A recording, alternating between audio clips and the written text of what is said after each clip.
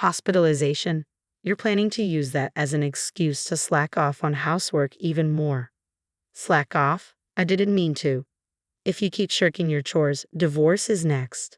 My husband spoke these words casually, unfazed by my upcoming hospital stay.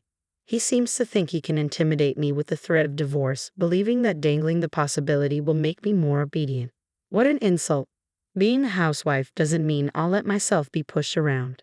I'm definitely going to divorce him and escape from this hell. I'm Sandy Davis, 28 years old. A year ago, I married Kenny, a colleague from work. Although we were in different departments, our frequent interactions led to a relationship. After a smooth courtship, we got married. I left my job and embraced life as a full-time housewife. Before we tied the knot, Kenny had said to me, "Sandy, after we get married, I'd like you to be a full-time housewife." Really? But I actually like my job. My mom was always a stay-at-home mom, and I think it's best for women to manage the home. Because of her, my dad could focus on his work without any stress. Is that so? Are you sure? I'm not exactly an expert in housework. That's all right. All I ask is that you manage the house without overburdening yourself. I'll handle the earning. All right, Kenny, if that's what you want, I'll give being a housewife a try. So, I left my job and embraced my new role as a housewife. Navigating the unfamiliar chores was tough, but I was living the life I had dreamed of with Kenny, whom I loved deeply. After losing my parents a few years ago, Kenny was my only family, and I was determined to cherish our life together. But happiness is fleeting. 6 months into our marriage, Kenny came home in an unusually foul mood. Normally, he'd greet me with a cheerful "I'm home," even if he was tired, but today was different. He sighed heavily and collapsed onto the sofa. I approached him with caution. "Kenny, welcome home. You look exhausted. Are you okay?" Dinner is ready. Would you prefer to eat first or take a shower?" "Hey, Sandy, can't you see I'm deep in thought? Stop bothering me." With wide eyes and a fierce glare, my husband erupted in anger. I had never seen him so enraged before, and I flinched instinctively. I'm sorry." Even as I quickly apologized, he made a loud, dismissive click of his tongue. His frustration spilled over as he began to vent his irritation on me. "Must be nice, just lounging around the house all day." "Wait, Kenny, what's this all of a sudden? You're supposed to be a housewife, but you're really just idling away while I'm at work. You're really the worst." "Hold on, I'm constantly doing chores around the house." "Shut up, you're nothing but a leech and you have the nerve to talk back to me." Without warning, he yanked a handful of my hair, lifting it painfully. Terror surged through me, and I cried out in desperation, "Stop it." But my plea fell on deaf ears. For the next hour, I was bombarded with harsh words, being called an inept wife and a freeloader.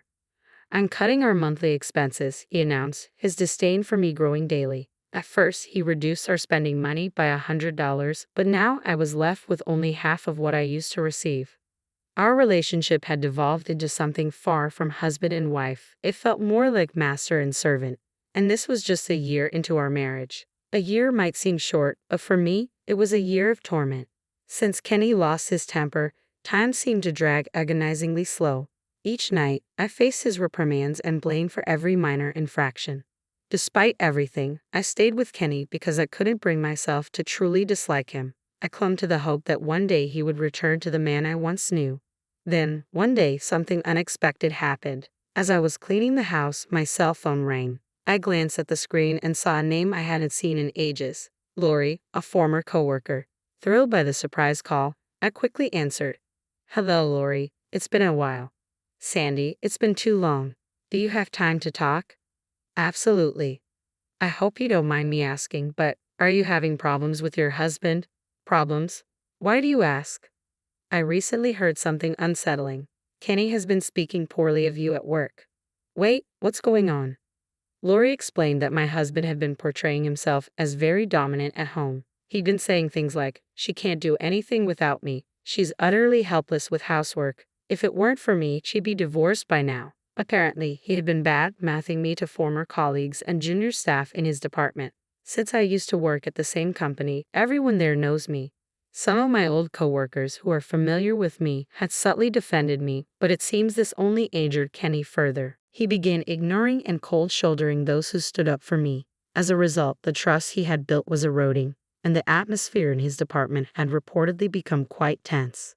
Hearing this, Lori grew concerned and decided to reach out to me. I was left speechless by the news. I felt not only guilty but also deeply embarrassed that Kenny was causing problems for his colleagues. "I'm sorry, Lori. It seems Kenny has been stirring up trouble." "It's okay. He doesn't even listen to me at home." "I understand, but it's important to address this before it gets worse for both your sake and Kenny's." "You're right. Thanks, Lori. I'll make sure to talk to him tonight." "Try to, and remember, if you need to talk, I'm always here."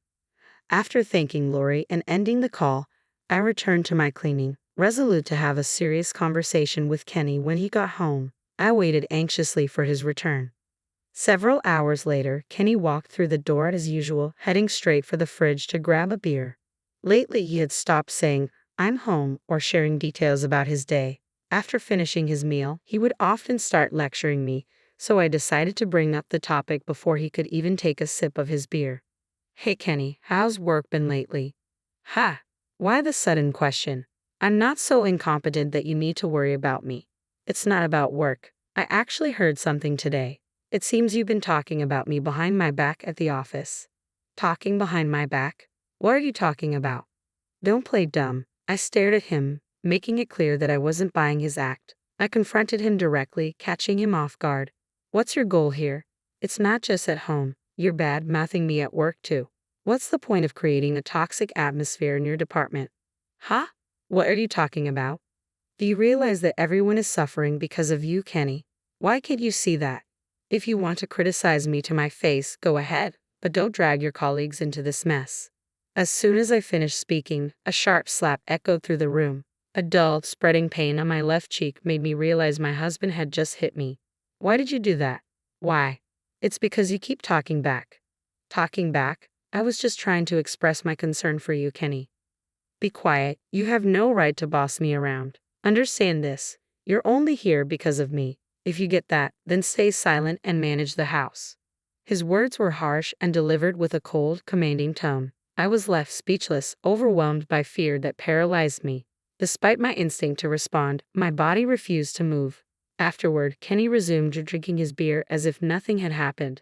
He laughed while watching TV and ordered me to bring him snacks.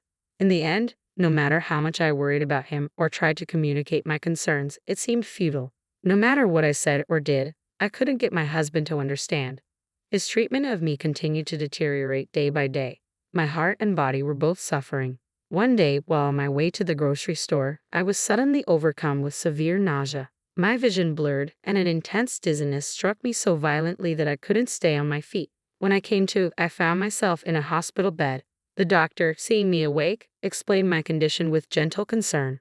"You collapsed on the street. You're suffering from malnutrition, and the stress has caused you to develop a stomach ulcer." Hospitalization. But I'm a stay-at-home wife, and the household chores. What are you talking about? If you keep going like this, you'll end up completely worn out. I understand, but it was already past 7 p.m., so I decided to contact my husband to bring me some clothes. As I pulled out my phone, I was surprised to find a flood of messages that had arrived within the past hour. "Where are you? Get home immediately. You're such a drain on my finances, neglecting your chores." He must have returned from work, found everything undone, and lost his temper. Summoning my courage, I called him. After a few rings, he answered. "Where the hell have you been? What are you doing?" he shouted as soon as he picked up. Taking a deep breath, I calmly explained the situation. "The doctor said I need to be hospitalized for about a week." "So, hospitalization, huh? Are you planning to use that as an excuse to slack off even more?" "I'm not slacking off. It's just, you're already neglecting your chores. Next, it'll be divorce." "What, are you afraid of being alone if we split up? You don't have any relatives, do you? If I leave, you'll be completely on your own." Instead of showing any concern for my hospitalization, he was threatening divorce to force me to come home. At that moment, a rage I had never experienced before reached its peak. Enough, I've had enough. I realized that I could never be happy living with this man. It was better too. As I sorted through my thoughts, my husband, lost in his own arrogance, began taunting me over the phone. "Hey, are you even listening? You'd be in trouble if we divorced, wouldn't you?" "Fine." "What? What did you just say?" I said fine, let's get a divorce. No, no, you must be kidding. Do you even understand what a divorce means? Of course I do, but if that's what you want, then you can start by preparing the divorce papers. Ha! As if you have the courage to actually follow through. Just remember this. In frustration, my husband abruptly ended the call without waiting for a response. Later, my phone rang again. This time, it was my former boss from my old job. Even after I became a housewife, my old boss had reached out to me several times. I had always been passionate about earning certifications, accumulating several before my marriage. These certifications, earned during my student days and early career, had greatly benefited my job, earning me a reputation and trust from higher-ups. Despite my decision to quit after getting married, they had made several attempts to keep me on board. Now, as I contemplated divorce while in the hospital, I also considered returning to work. When I shared this with my boss, he was immediately supportive. He agreed to reinstate me and even arranged for company housing. It was decided that I would return to work and move into the dormitory next month. I'm ready now. I can leave my husband anytime. When I returned home from the hospital, I found the completed divorce papers on the desk. Without hesitation, I signed them and immediately submitted them to the courthouse. I rushed back home, packed my essentials, and left before my ex-husband returned. A few hours later, while taking a breather in a budget hotel, my phone buzzed with a call from Kenny. Reluctantly, I answered his persistent calls, and he immediately started yelling. Hey, did you get discharged from the hospital today? Yes, so what? I replied calmly. What do you mean, so what? You signed the divorce papers and left. Why didn't you wait for me to come back? You already know the answer. There's no reason for us to live together when we're practically strangers now, is there? Huh? Strangers? What are you talking about? You threw away the divorce papers, didn't you? Threw them away? You got scared when you realized I was serious about the divorce and threw them away, right? Kenny seemed convinced that I couldn't possibly go through with the divorce. He spoke as if I had no intention of ending our marriage and must have discarded the papers. Responding to his misunderstanding, I replied with a hint of sarcasm. Listen, you're mistaken. I never threw away the divorce papers. Then where are they? I've submitted them to City Hall. What kind of joke is this? It's not a joke. The papers have been accepted and you and I are now strangers. We'll never have to deal with each other again. He raised his voice in response. Don't mess with me. Whether he believed me or not, he began blaming me again. There's no way you can divorce me. You have no family, no job. I certainly have no family, but I do have a job now. Oh, you're just a housewife. That was true until now. While I was in the hospital, I contacted my boss and they agreed to hire me back. That's not something you can do so easily. It's possible. They even told me they want me back. There's no way. You probably don't know, but I'm going to resume work and live in the company's dormitory starting next month. Kenny's voice took on a desperate tone. Wait a minute, this must be a joke, right? I wasn't serious about the divorce. I don't care. I accepted the divorce because it was what you wanted. There's no problem with that, right? But that's a problem. How am I supposed to live without you? As soon as he realized it was a genuine divorce, my ex-husband began to plead and cling to me, failing to learn his lesson. Disgusted by his attitude, I couldn't help but raise my voice. Ha, I don't care about your life. You're an adult, figure it out on your own. According to you, I was a failed wife, right? So you shouldn't have any problems without me. That's not true. Wait, I apologize. Please forgive me. Shut up. I don't love you anymore. I will never forget how you treated me like a slave. Don't ever appear in front of me again. Reflect on your actions and live alone for the rest of your life. I hung up the phone abruptly and blocked his number, ensuring we would never interact again. However, my new job was at his workplace, and news of our divorce spread quickly through the office. Because he had bad-mouthed me there, many believed he got what he deserved. Feeling out of place, Kenny started taking unauthorized absences, which eventually led to his dismissal for misconduct. This severed all ties with him. Due to the alimony I demanded after the divorce, he ended up in debt. Losing his job and saddled with debt, I have no idea where he is or what he's doing now. The one thing I am sure of is that he isn't living the wealthy life. His unhappiness is my only consolation after the torment I endured. From now on, I will work for myself and live for myself, regaining the freedom I lost during our marriage.